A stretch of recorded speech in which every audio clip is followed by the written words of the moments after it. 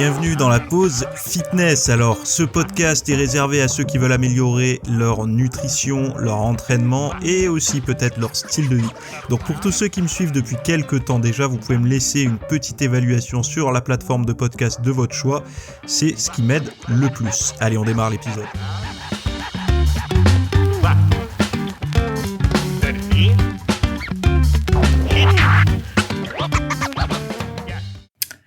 Bon, bienvenue dans ce nouvel épisode, j'espère que vous allez tous bien.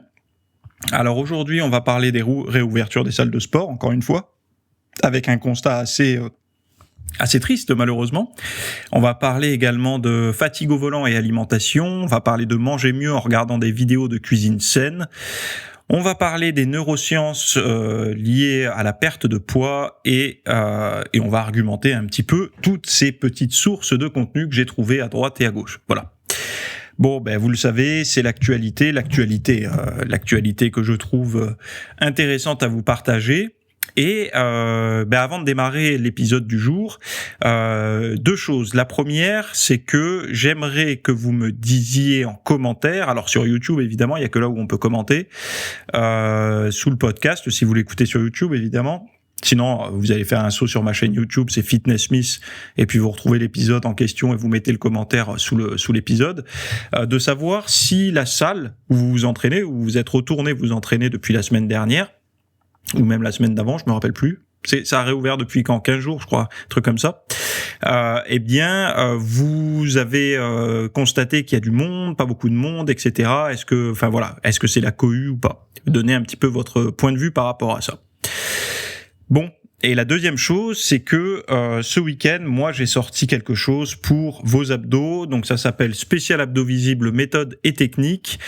C'est une formation vidéo avec le plan en PDF pour justement travailler correctement les abdos, que ça soit la partie haute, la partie basse, les obliques, les transverses plutôt, et un petit peu comprendre un petit peu les différentes morphologies, pourquoi certains ont des abdos naturellement comme ça, juste en faisant de la muscu, ils ont des abdos sans faire de mouvements d'abdos, et pourquoi d'autres ont besoin de faire pas mal d'efforts et de voir un petit peu dans quelle catégorie vous êtes pour savoir si vous pouvez plus ou moins, entre guillemets, vous relâcher ou alors plutôt forcer. Mais dans tous les cas, vous pouvez les développer. Donc c'est ça qui est plutôt rassurant, c'est qu'il n'y a pas de génétique anti-abdos, quoi. Tout le monde peut avoir des abdominaux relativement bien dessinés et toniques. Il faut juste comprendre un petit peu sa morphologie. C'est pour ça que je l'explique dans la vidéo, pour faire les mouvements appropriés et surtout savoir la fréquence de travail, etc., pour avoir des résultats satisfaisants et pas abandonner parce que on se dit qu'on est unique et que chez nous ça n'arrivera jamais. C'est pas le cas. Donc voilà, j'aimerais vous rassurer là-dessus. Bon, allez voir, le lien est en description. Vous cliquez, ça s'appelle Spécial Abdos Visibles, méthode et technique, et vous accédez au cours en vidéo plus au plan PDF avec les programmes et toutes les notes. Comme ça, vous n'avez pas besoin de prendre des notes au fur et à mesure de la formation. Ça se fait tout seul. Voilà. Bon, alors premier sujet, c'est le moment d'aller négocier et de vous entraîner tranquillement dans les salles de sport. Oui, pourquoi ? Parce qu'en fait, j'ai récupéré un article et en plus, pourquoi il a attiré mon attention ? Parce que ça a été fait à Montpellier. Donc ils ont fait une enquête et donc je cite, tous les quartiers de Montpellier sont équipés de salles de sport, mais la foule ou les grosses affluences semblent manquer au rendez-vous de la réouverture des salles. Bon. C'est vrai qu'à Montpellier, on est assez bien loti en termes de salles de sport. Il y en a beaucoup. Il y en a pour tous les goûts. Prépa technique, prépa physique, bodybuilding, fitness. On a de tout, quoi. On a même des salles axées pour certaines disciplines et tout ça. Donc on est quand même assez bien gâté, fourni en salle de sport. Donc je reprends les citations. Entre aller au bar, dans les restaurants, à la plage ou à la salle de sport, les gens ont tout d'un coup l'embarras du choix. Et en fait, les salles de sport disent on est devenu concurrent avec les bars et les restaurants maintenant, explique le gérant de salle. Il dit aussi il n'y a pas grand monde depuis la réouverture. Alors là, c'est tous les gérants qui contactés qui répondent comme ça, quoi. Moi, ça m'étonne pas. personnellement, je l'avais pas prédit, mais j'en parlais autour de moi. Je le disais, je disais, c'est quand même fou parce que je suis sûr que là il y a beaucoup de personnes qui râlent. Oh là là, c'est n'importe quoi les salles qui réouvrent pas, alors que le sport c'est bon pour la santé dans cette période et tout ça. Et puis finalement, quand ça réouvre, les gens ils vont au bar et au resto. Bon. Je peux comprendre, c'est normal. Il y a ce côté où on a envie de partager, le plaisir, ça manque et tout. Et c'est pour ça que je disais attendez un petit peu. Pour les salles de sport, je sais qu'il y a des patrons de salles qui m'écoutent. N'oubliez pas que les gens, c'est toute leur routine de vie qui a été mis en branle un petit peu durant cette période. Donc du coup, évidemment, les moments de plaisir, pur plaisir. Alors il y en a assez peu qui vivent le sport comme pur plaisir. C'est quand même une forme de sagesse qui s'obtient, on va dire, avec le temps, de s'entraîner, de prendre soin de son corps, quoi. Et donc du coup, ces gens-là, peut-être que pour eux, ça leur manquait plus d'aller prendre un verre avec leurs amis, d'aller au resto, etc. Et ce sont des nouvelles habitudes, c'est-à-dire que les gens étaient habitués à boulot, trajet, maison, et là, ils se disent on va boire un petit verre avec les amis ou les collègues de boulot après le travail, on se fait un petit resto, etc. Donc du coup, ce sont des nouvelles routines qu'ils avaient oubliées, et ça prend du temps, forcément. Il y a une petite carence comme ça, une petite privation, donc du coup, les gens abusent un petit peu des restos et tout, donc forcément, c'est pas gratuit, ça coûte de l'argent, donc du coup, on repousse un peu le moment où on va aller se réabonner. Et puis il y a aussi cette crainte que les salles referment en fait, peut-être en septembre, on sait pas, est-ce qu'il va y avoir une nouvelle vague ou quoi. Et il y a beaucoup de gens qui ont été un petit peu contraints de devoir payer leur abonnement alors qu'ils y allaient pas. Donc contraints, on pouvait toujours l'arrêter, mais c'était toujours plus ou moins, il y avait une procédure à faire. Et donc du coup, ils se disent j'attends de voir. Mais le j'attends de voir, malheureusement, va pas dans le sens de leur physique, va pas dans le sens de leur santé. Et donc c'est pour ça, moi j'aimerais rassurer un peu les salles de sport et tout. Laisser le temps aux gens d'aller profiter un petit peu des plaisirs de la vie, et ils reviendront à leur rythme s'entraîner. Bon. Mais quelque part ça m'étonne pas parce que moi je le vois dans les personnes que j'ai parfois en consultation ou autre.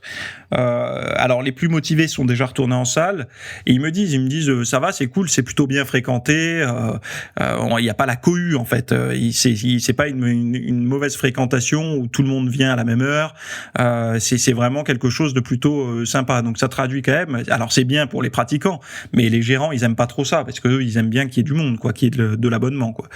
Donc c'est quelque chose qui est compréhensif. Et de toute façon, je veux dire, c'était pas.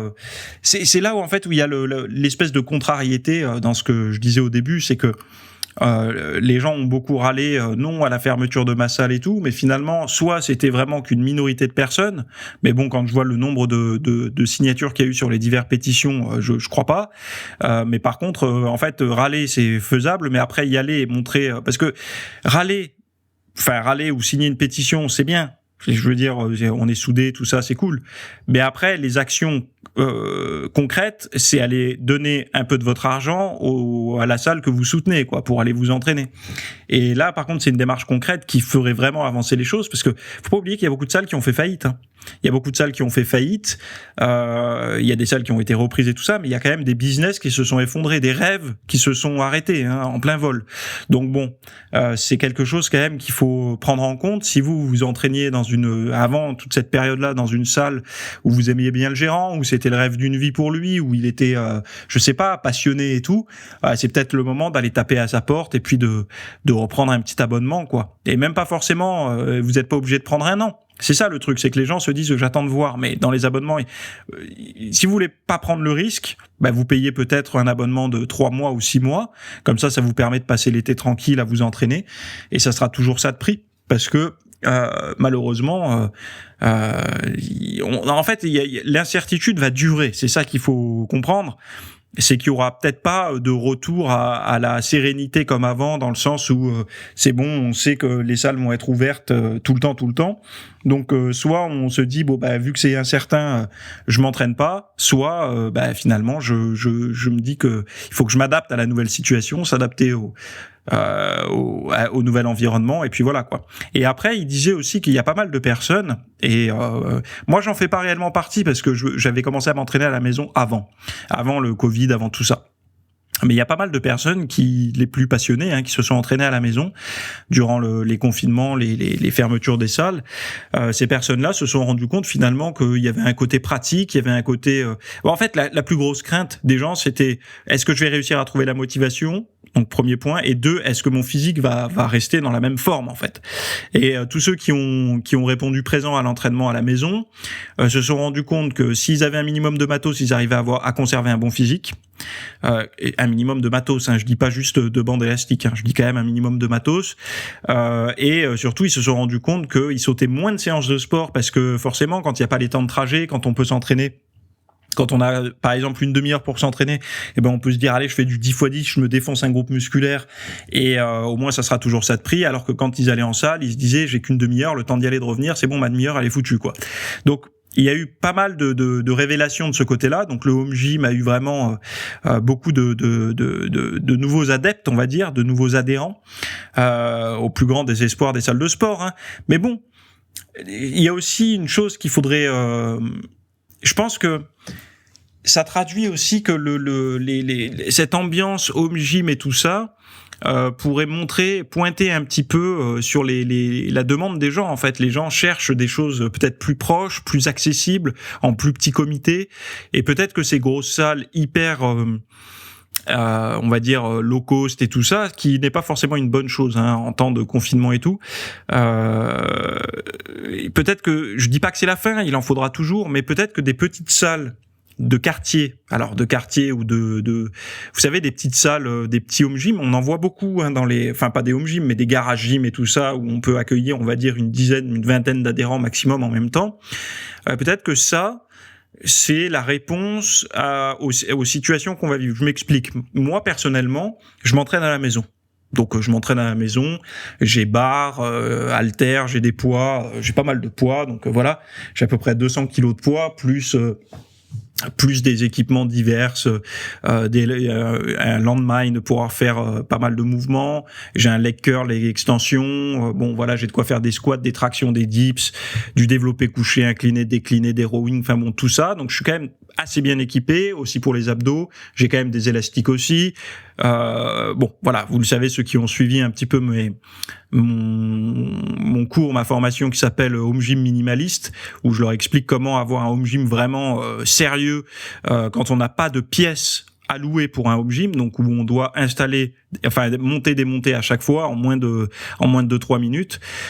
Donc voilà, moi je sais que je suis convaincu par ça me plaît beaucoup de m'entraîner de cette façon.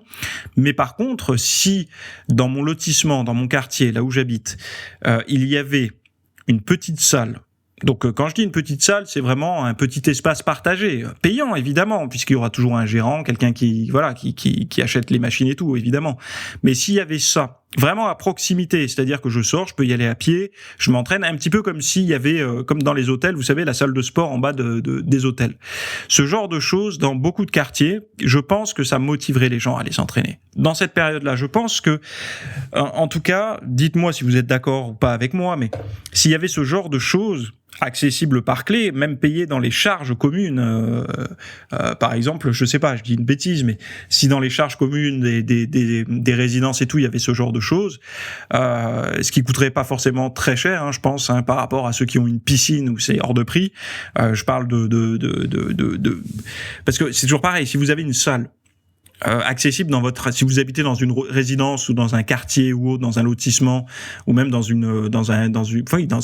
un quartier d'une ville ou autre, s'il y a une salle et que vous payez des charges pour cette salle-là, une salle, un petit espace pour vous entraîner, mais que du coup ça vous évite de mettre entre 20 et 50 euros par mois, entre 19 et 50 euros par mois dans un abonnement de salle de sport, et que vous, sur vos charges, c'est de l'ordre de 5 à 9 euros, de 5 à 10 euros par mois, pourquoi pas, je veux dire, c'est de l'économie, de la proximité, du temps de trajet en moins.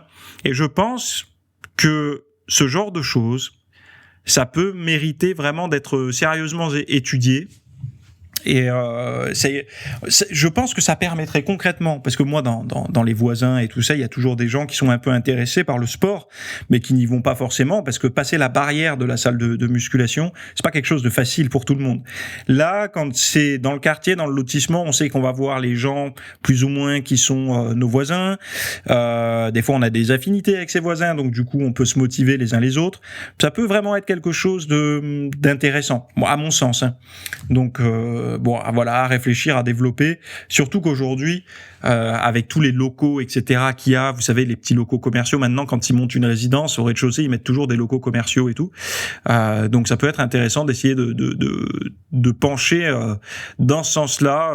Après, tout le monde n'a pas ça, mais moi, je vois que, par exemple, dans des quartiers, on va dire des quartiers, je vais pas dire populaires ou autres, enfin bon, des quartiers parfois avec moins d'argent que d'autres, ont souvent des locaux, des salles avec salle de boxe, salle de gym et tout, alors que des quartiers qui ont supposément, je sais pas si on peut dire comme ça, une population avec plus de revenus, il y a pas ça, quoi. Donc bon, c'est sûr, il y a de la végétation, c'est joli et tout, mais il y a des piscines, mais il y a pas de salles. Donc moi, perso, alors je parle en tant que passionné, hein, mais c'est vrai que d'avoir un petit équipement, pas besoin de beaucoup, on l'a vu aujourd'hui, enfin on l'a vu avec le confinement, on n'a pas besoin d'énormément de choses. Ça serait intéressant d'avoir dites-le moi si est-ce que vous serez capable, mettez-le moi en commentaire, est-ce que vous serez capable d'abandonner complètement votre salle de musculation et votre home gym pour aller vous entraîner dans une petite salle au pied de votre résidence ou au bout de votre lotissement où vous habitez, ou dans votre rue en fait, où vous savez qu'il y a que les gens de votre rue qui y ont accès en fait, hein, vos voisins et tout ça, et de payer par exemple entre 5 et 10 euros de plus de charges en fait sur votre loyer pour avoir accès à ça. Est-ce que vous serez prêt à ça en fait? Moi personnellement oui, c'est quelque chose largement.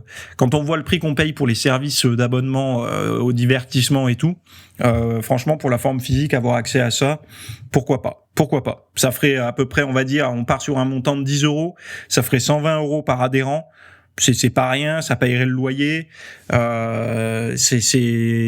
Après, évidemment, il faut une personne qui investisse pour le projet à chaque fois, mais bon, pourquoi pas. Bon, après, je suis pas businessman, hein. Je suis pas, comment on appelle ça, les business plans et tout, je saurais pas faire, mais vu que des hôtels le font. Moi, je suis pas allé souvent dans ma vie à l'hôtel. Comme j'en avais parlé dans le podcast sur les voyages et tout ça avec les deux coachs avec qui je crois que c'est Smart Coaching, Smart Body, je me rappelle plus. Enfin, allez voir, hein, j'ai partagé le podcast il y a pas longtemps. On parlait des vacances et tout ça. Moi, c'est vrai que l'hôtel, j'y suis pas souvent allé. J'y suis allé une fois, il y a pas si longtemps que ça, dans un hôtel assez relevé pour une occasion précise. Donc c'était un hôtel 4 ou 5 étoiles. Et il y avait une salle de musculation. Et c'est vrai que c'était cool, quoi. Il y avait le spa et la salle de muscu. Moi, je suis allé à la salle de muscu, j'avais pas envie d'aller au spa. Et bah voilà, la curiosité des machines que j'avais pas dans la salle où je m'entraînais, etc., quoi. Donc ça remonte à peu près à 3-4 ans, je crois. Et c'est vrai que je me suis dit, c'est quand même une plus-value d'avoir une salle de sport dans un hôtel. Et je sais qu'il y a des immeubles, donc des immeubles avec des appartements, notamment aux États-Unis, où il y a la salle de gym qui est compris dans le tarif, un petit peu comme avoir l'option garage pour garer la bagnole. Bah là, c'est avoir l'option salle de sport, quoi. Moi, je trouve ça cool. Voilà. Perso, je suis pour.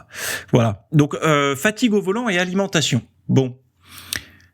Alors, c'est une étude que j'ai trouvée sur je sais plus quel site, je sais plus si c'est lanutrition.fr ou un autre. C'est un article une étude tirée d'un article plutôt. Les scientifiques ont étudié le cas de 389 hommes camionneurs. Ces participants ont répondu à plusieurs questionnaires concernant leur alimentation, leur niveau de fatigue et leur comportement au volant. Alors, le résultat, dans l'ensemble, les comportements de conduite sont en corrélation avec leurs habitudes alimentaires. Les conducteurs qui préféraient les légumes et les aliments bruts, donc les aliments bruts, pour rappel, ce sont les aliments non transformés, donc pas retouchés par l'homme, avaient un comportement au volant plus prudent et ressentaient moins de fatigue que les autres. Donc là, il parle pas, les aliments bruts. A contrario, la forte consommation d'aliments d'origine animale était fortement associée à une fatigue plus grande, des taux plus élevés d'erreurs, de manque de concentration et d'infractions mineures à la circulation. Alors d'origine animale, n'entendez pas le blanc de poulet, le poisson blanc, les crevettes ou quoi.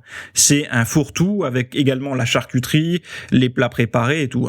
Donc faites attention au pont un peu rapide qui pourrait être fait. Les gens diront manger de la viande, moins de prudence. Attention.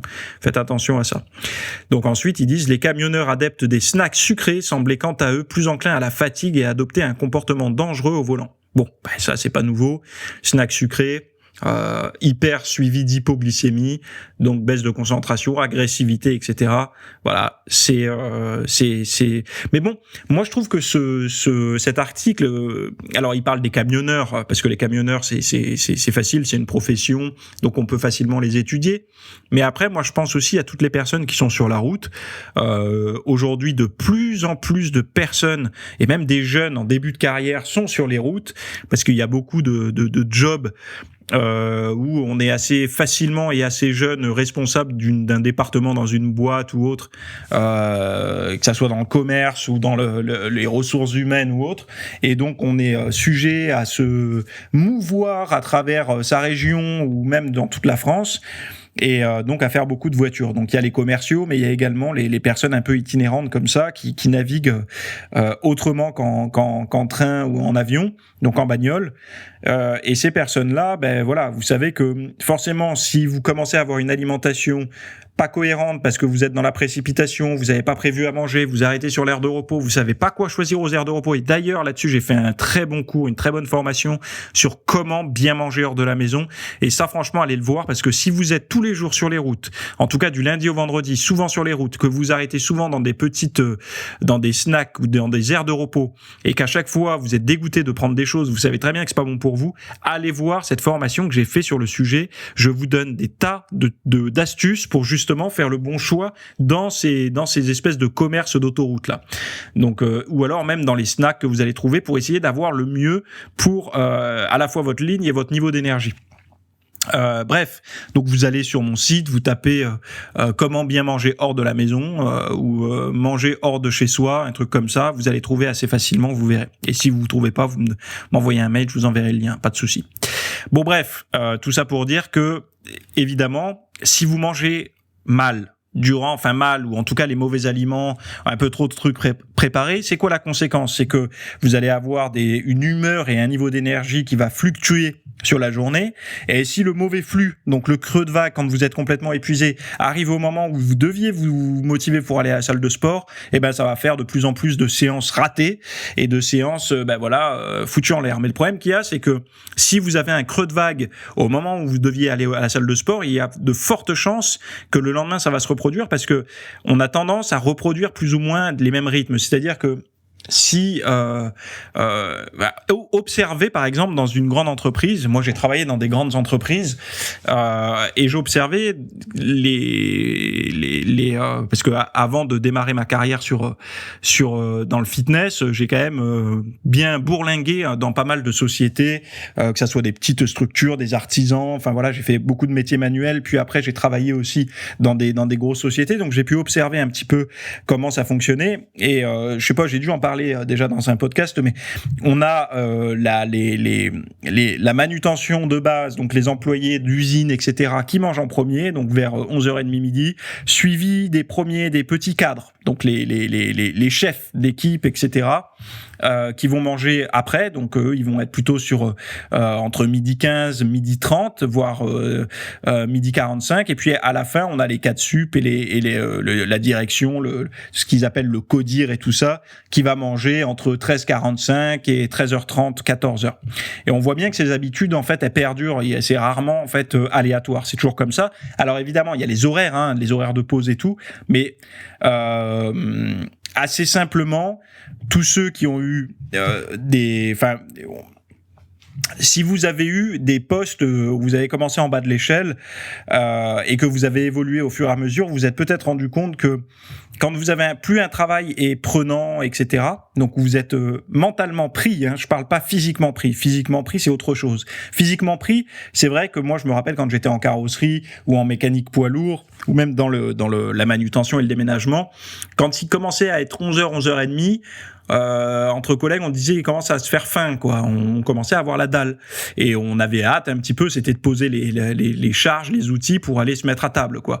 Alors qu'après, quand j'ai eu d'autres postes où j'étais très concentré sur un écran et tout ça, c'est vrai que le temps passait un petit peu plus vite, ou une réunion qui traîne un petit peu, on sent pas la fin venir et il est rapidement 13h et puis ce sont des habitudes qui s'installent. Et en fait, c'est pareil quand vous êtes sur la route souvent, c'est que si vous avez pris l'habitude de prendre votre pause déjeuner à 13 ou 14 heures, eh ben, il y a de fortes chances que ça dure. Donc, forcément, les effets nocifs des rebonds, des hyperglycémies, hypoglycémies vont se reproduire à peu près aux mêmes heures. Donc, si jamais, à chaque fois, au moment d'aller vous entraîner, donc peut-être quand vous posez, vous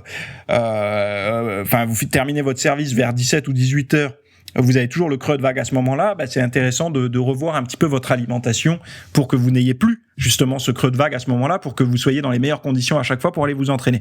Moi, c'est vraiment quelque chose que je vois comme ça. Alors évidemment, il y a quelque chose aussi, c'est que quand on travaille et que on a un travail un peu éprouvant et tout, le repas du midi vient scinder la journée en deux. Donc, et le fait de scinder la journée en deux, plus on tarde à manger, plus la partie après-midi, donc la deuxième partie de journée, va être courte. Et plus on va manger tôt, plus la deuxième partie de la journée va être longue.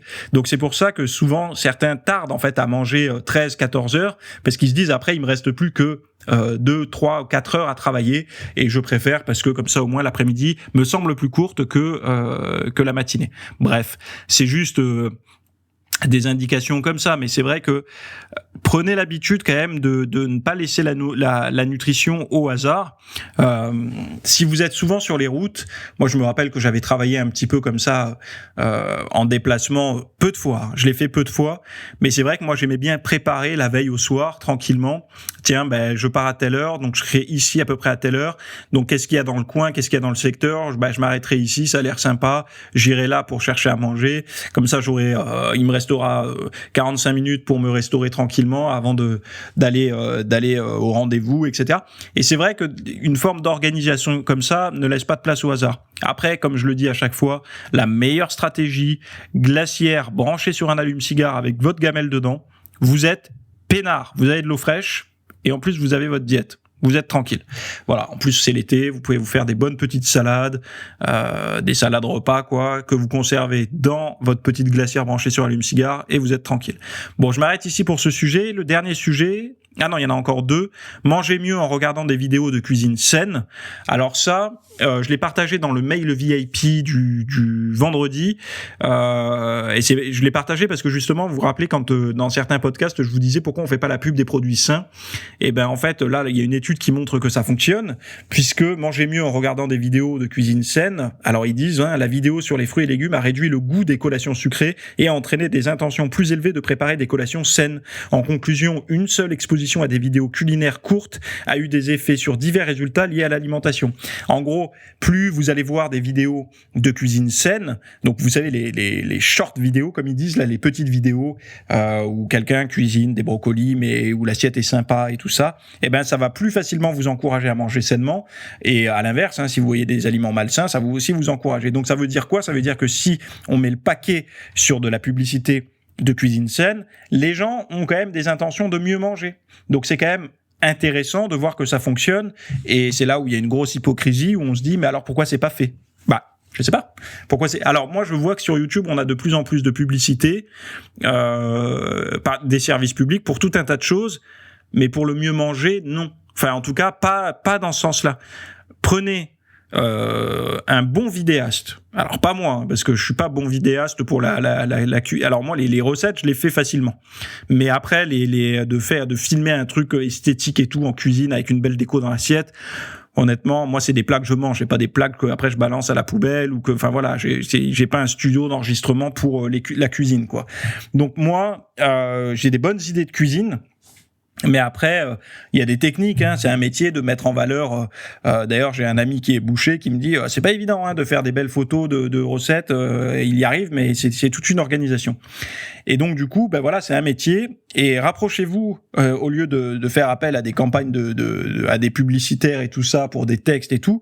Rapprochez-vous de personnes assez bonnes dans ce domaine-là. Armez-vous d'un diététicien et tout ça, mais pas n'importe qui, pas quelqu'un qui va remettre en avant du pain blanc et des pâtes blanches.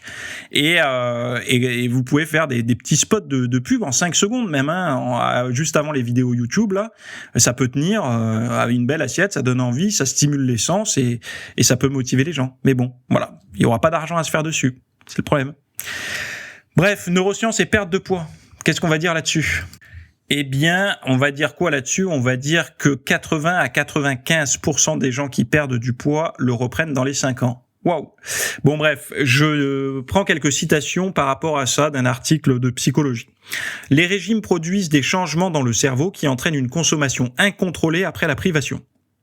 Notre cerveau fait donc tout ce qui est en son pouvoir, pour que nous reprenions au plus vite les kilos perdus et revenions dans la gamme de poids considérée comme correcte.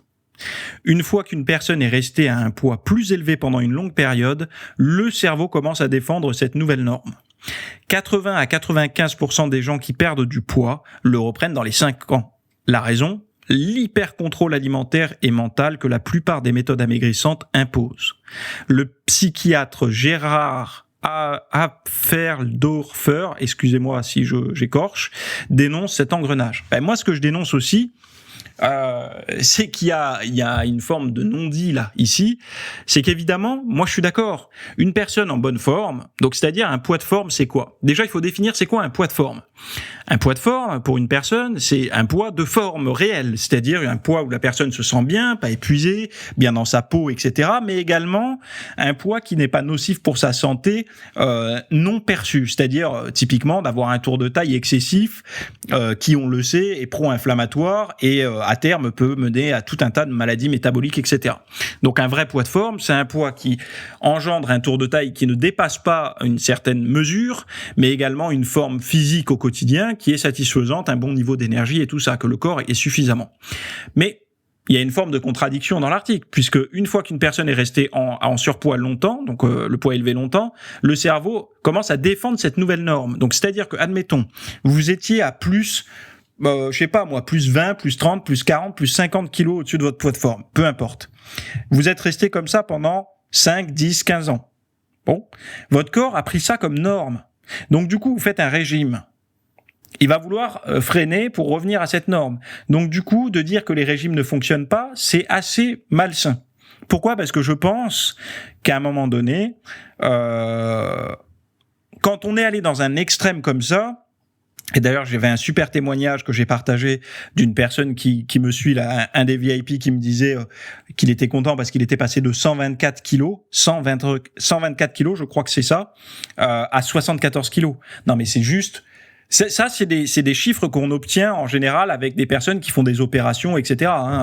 Et là, non, par la force du régime, de l'entraînement, de la discipline, il y est arrivé. Moi, en fait, je le partage pour motiver les gens qui écoutent, pour leur montrer que c'est possible, quoi. Mais après, ce 80 à 95% des gens qui perdent du poids le reprennent dans les 5 ans. Bon, déjà, je suis content de savoir que je fais partie de la minorité qui ne reprennent pas. Et je peux en parler parce que moi, c'est pas 5 ans, c'est plus du double. Donc voilà. Et deuxième chose, je trouve que des fois il y a des chiffres qu'il faudrait pas partager. Alors il y en a, ils vont me dire ouais non mais il faut tout partager Théo. Oui non mais d'accord, mais partager ça, on sait très bien que les gens abandonnent facilement leur régime et qu'ils se découragent très facilement. Il suffit de leur dire de famille tout le monde a été en surpoids, t'y arriveras pas pour que les gens ouais à quoi bon et puis paquet de chips. Là si en plus on leur dit que 80 à 95% des gens qui perdent du poids le reprennent dans les 5 ans. Ça va pas motiver les gens. Les gens, ils vont se dire à quoi bon, j'ai peu de chances de faire partie des 20 à 5% là, à quoi bon? À quoi bon? Et c'est normal, c'est compréhensif. Qui a envie de se lancer dans une démarche assez quand même volontaire et disciplinée s'il y a un taux de réussite de l'ordre de 20 à 5% quoi. C'est ridicule, c'est ridicule. Donc des fois les statistiques, faut faire attention. Faut faire attention à ce qu'elles disent parce que évidemment, déjà ça traduit une chose, c'est que tout ce qui est recommandé classiquement ça fonctionne pas et que peut-être que 20 à 5% des gens savent où aller chercher. Donc sont dans les minorités, donc dans les petites audiences, donc dans les petits groupes, etc. Et que dans les grandes populations, les grands groupes, là où il y a énormément d'abonnés, là où il y a énormément de suivi, bah ça marche pas. Et moi c'est ce qui, vous savez, moi je fais toujours le lien avec les vidéos intéressantes et le nombre de vues et de likes. Quand je regarde une conférence, je suis toujours surpris, plus elle est complexe, intéressante, elle m'apprend des trucs, moins il y a de vues. Mais ça, c'est toujours, j'ai vu que très rarement des choses hyper intéressantes où il y a beaucoup de vues. Il y en a quelques-unes, mais c'est plus souvent dans le domaine de la psychologie ou de la philosophie et tout ça. Mais vraiment dans le niveau santé, science, on va dire, science du corps, science, voilà, du sommeil, etc.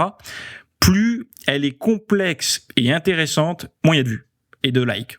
Les gens, ils commentent même pas parce qu'ils n'ont pas pipé un mot, donc du coup, et ça, je me dis, ben peut-être que cette petite fraction de personnes, c'est eux qui comprennent, c'est eux qui arrivent à faire des régimes, parce que c'est eux qui en fait, ils comprennent les choses.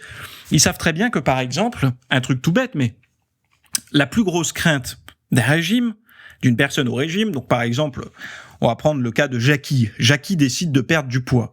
Il se met au régime et il se met à faire du sport. Donc régime pour lui déjà, c'est frustration et tout ça. Bon, ok, pour tout le monde. Un régime au début, bah tu te frustres un petit peu. C'est normal, hein, si t'étais habitué à manger Kinder et compagnie, du jour au lendemain tu te mets à manger sainement, tu te dis mais il est où le sucre quoi.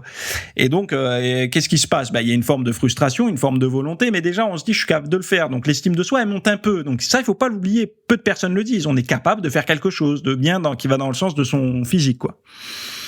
Et puis il continue à suivre son régime, il perd du poids. Il perd du poids jusqu'à un point où il commence à se sentir bien parce que sa femme lui dit oh, c'est cool, t'as bien réussi. Ses amis lui disent tiens, comment t'as fait ? J'aurais jamais pensé que t'y arriverais. Et puis pour la première fois de sa vie, quand il enlève le t-shirt au mois de juillet, au mois d'août, au bord de la piscine, bah il est fier parce qu'il a pas besoin de rentrer le ventre et de se retenir de respirer. Bon, le problème c'est que il se dit bon, quand est-ce que je peux remanger quand est-ce que je peux remanger normalement ? Et c'est là en fait où vient le problème. Parce que si on demande à Jackie, c'est quoi la norme pour toi ? Bah, c'est de remanger de remanger normalement, comme tout le monde.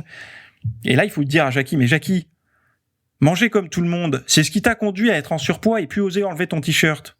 Si tu remanges comme avant, bah, ça va revenir. Et en fait, je pense que, malheureusement, il n'y a que 20 à 5% des gens qui comprennent ça. Et que tous les autres pensent que la nourriture est quelque chose peu importe, mais bon, visiblement, ça peut quand même mettre en surpoids. Mais après, il n'y a pas de nourriture santé. C'est ça qui est quand même contradictoire et paradoxal dans leur discours. C'est que, peu importe, manger, on n'est pas tous égaux, donc il y en a qui grossissent, il y en a qui grossissent pas et tout. Mais par contre, ils sont quand même convaincus qu'un régime, ça fonctionne. Donc ça veut dire que la nourriture n'est pas quelque chose qui rentre en compte dans la santé et tout pour eux, mais par contre, ça fait maigrir. Donc c'est là où il y a un paradoxe. Mais pour beaucoup de personnes, un régime est une période, un peu comme un examen, il y a un permis de conduire, puis une fois que c'est acquis, on l'a dans la poche, c'est bon. Non, ça se passe pas comme ça. En fait, on peut essayer de se convaincre, je sais plus qui c'est qui disait ça.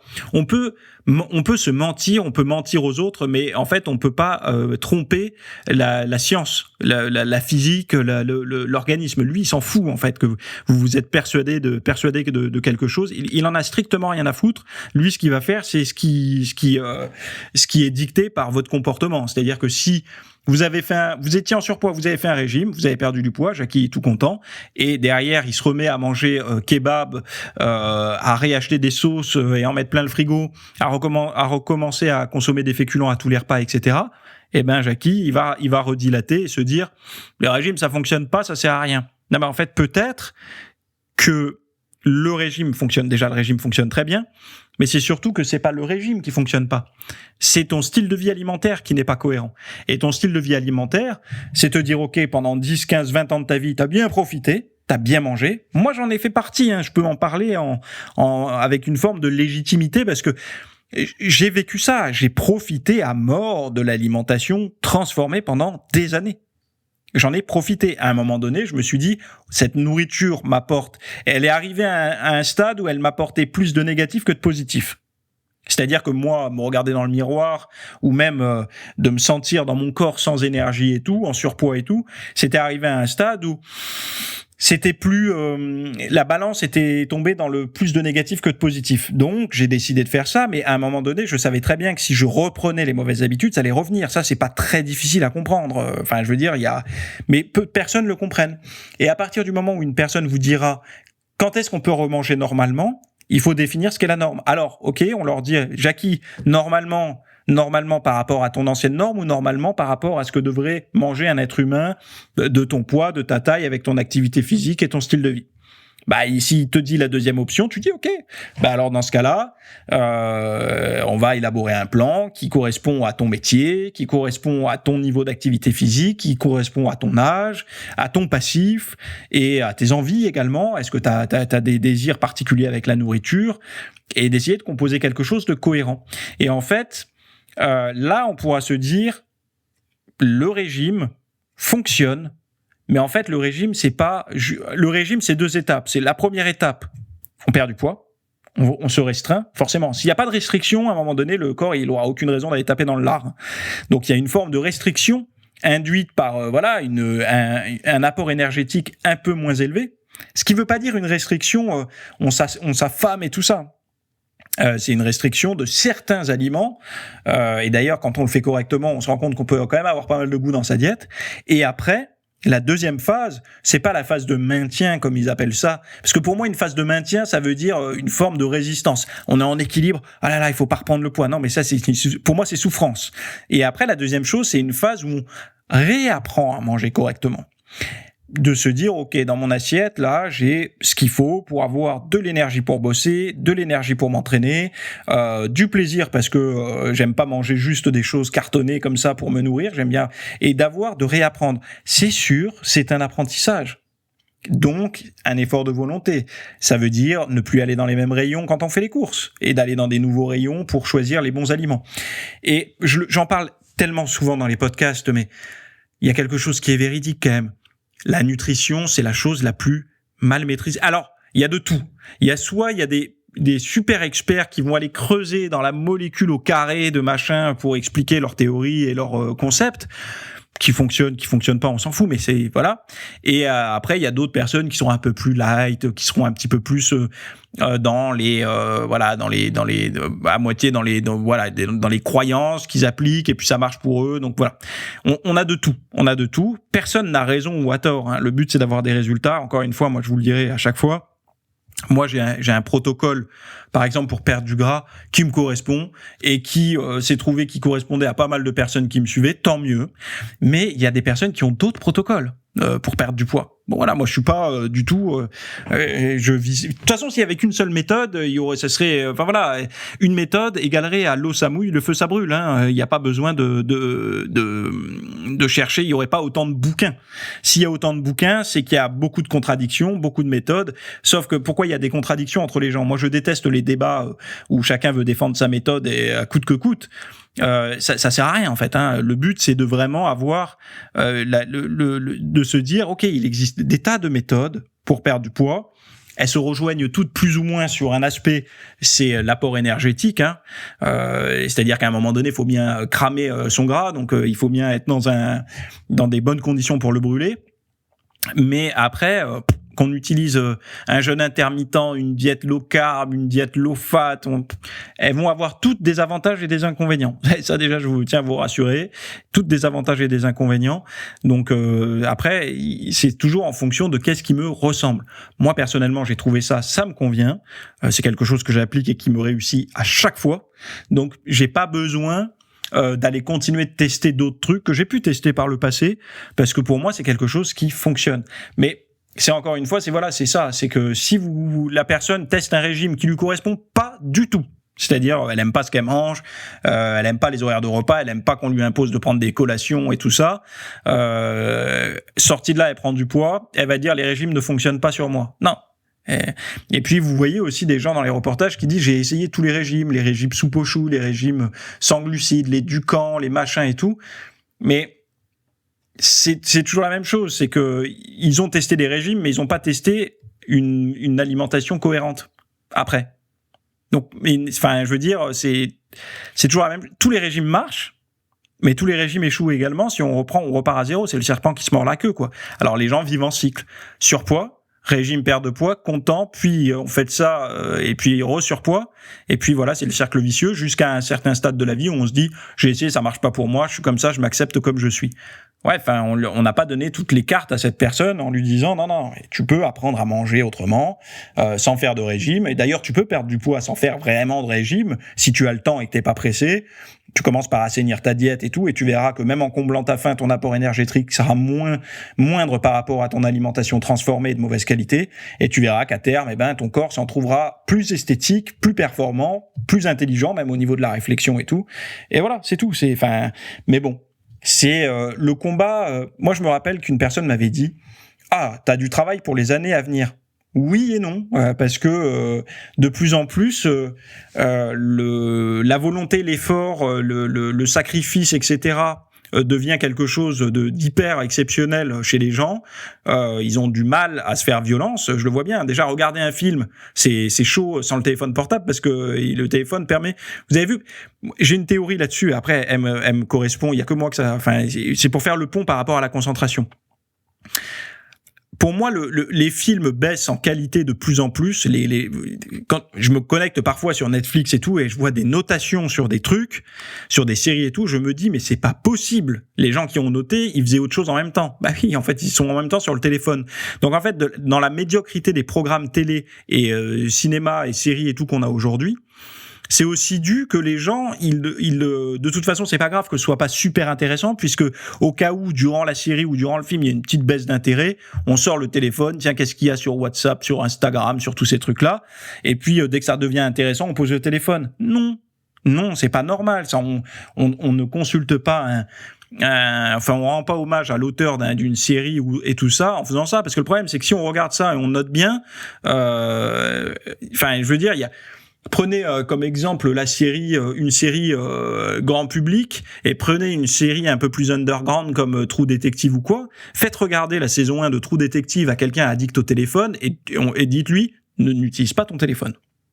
Le gars, il pète un câble et c'est pas possible. Il y a tellement de plans longs, etc. Moi, j'adore cette série. Mais d'ailleurs, là, je suis même en train de regarder une autre série. Je vous la recommande pas si vous êtes un peu... c'est une série un peu de David Lynch. Elle est un peu... waouh. C'est chaud, quoi. Il faut aller dans son monde, au gars, hein. Moi, perso, alors, vu que j'adore la nature et tout, j'adore les décors, c'est super. Bon, là, il y en a déjà qui ont compris, ceux qui suivent. C'est Twin Peaks. Elle est, moi, j'adore. Personnellement, j'adore, mais c'est un peu perché comme sujet, hein. C'est chaud.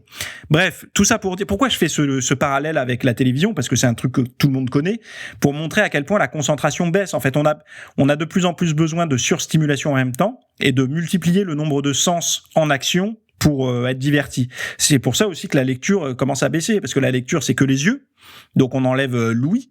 Donc on est plus stimulé par deux sens en même temps, donc la lecture est plus difficile que de regarder la télé qui stimule à la fois les oreilles, le système auditif et la vision. Donc du coup, plus on enlève de sens, moins on aura de concentration. Et là, en fait, pour dire aux gens va t'entraîner et va bien manger, on est tellement dans l'opposé du confort actuel que voilà, c'est hyper complexe, quoi. Enfin bref, je vais m'arrêter ici pour ce podcast, mais avant de vous quitter, je vous dirais d'aller voir cette vidéo sur les abdos, spécial abdos visibles là, qui se trouve en lien sous la description. Et puis dans la description, pas sous la description, sous la vidéo. Et puis comme d'habitude, hein, si vous avez envie de commenter pour donner votre avis sur ces fameuses salles de sport, est-ce que elles sont bien fréquentées en ce moment ou peu fréquentées, et puis voilà, on en discute en commentaire. Je vous laisse ici, à très bientôt, salut. Merci d'avoir écouté cet épisode. Alors, avant de partir, j'avais juste quelque chose à vous partager. C'est vrai que vous avez peut-être des temps morts à meubler, que ce soit des temps de trajet dans les transports en commun, du cardio un petit peu long sur un tapis de course, ou alors tout simplement envie de remplacer les programmes que vous avez la soirée pour de l'apprentissage. Vous êtes peut-être adepte des émissions, des documentaires, des reportages, etc. Sauf que dans le monde de la musculation, de la nutrition, du développement, d'un mode de vie sain, etc. C'est un peu maigre en contenu dans les médias grand public. Et donc, ce que je vous propose, moi, personnellement, c'est d'aller faire un tour dans la bibliothèque alors, c'est un Netflix version fitness privée qui vous coûtera moins cher qu'un lavage auto au rouleau par mois. Et là, vous avez vraiment tous les sujets. Alors, c'est plein de cours que je propose. Il y en a déjà plus de 300. Ce sont sur le sommeil, sur les hormones, sur la nutrition. Donc, ça peut être pourquoi on a faim, pourquoi on n'arrive pas à tenir un régime, comment faire, quelles sont les solutions, mais aussi d'anatomie pour l'entraînement, des programmes d'entraînement. Donc, tout ce qui est lié à la perte de graisse, si vous avez du gras sur le bas du ventre depuis des années, ou alors si vous avez du mal à prendre de la masse musculaire, tous ces sujets du plus connu, entre guillemets, du plus recherché au plus pointu, tous ces sujets sont largement abordés dans cet espace VIP. Donc, pour rappel, pour y accéder, vous avez un lien en description. Si vous ne le trouvez pas, vous allez sur www.fitnessmiss.fr et vous faites devenir membre. Voilà, vous trouverez sur le site. Et vous accédez à ce contenu caché que vous pourrez écouter partout. Voilà, je vous laisse ici. Très bonne fin de journée à tous.